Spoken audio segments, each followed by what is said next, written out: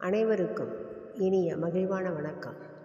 கும்பகோணம் சுதாமாணிக்கம் எழுதிய ஒளித்து வைத்த சொற்கள் என்ற நூலிலிருந்து சில கவிதைகள் வாங்க வாசித்து கேட்டு மகிழலாம்.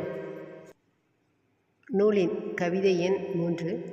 என் உற்சாகத்தை எல்லாம் ஓர் அட்டை போல் உறிஞ்சி எடுத்து விட்டது நீ சொன்ன சொல்லும் சொல்லாத சொல்லும்.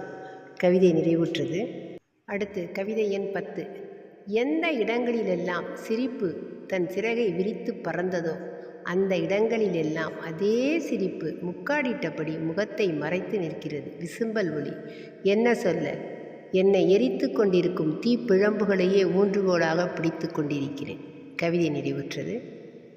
அடுத்து கவிதை எண் 26.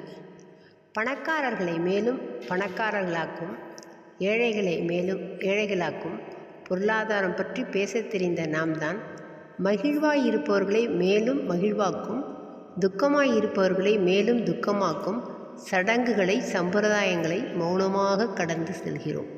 கவிதை நிறைவுற்றது. அடுத்து கவிதை எண் 44.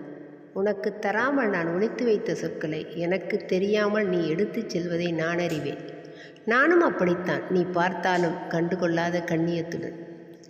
கையும் களவுமாக பிடித்தாலும் எடுத்துக்கொள்ள முடியாத பொருள் அல்லவா கவிதை மூட்டைகளில் கட்டி வைக்கப்பட்டுள்ளன.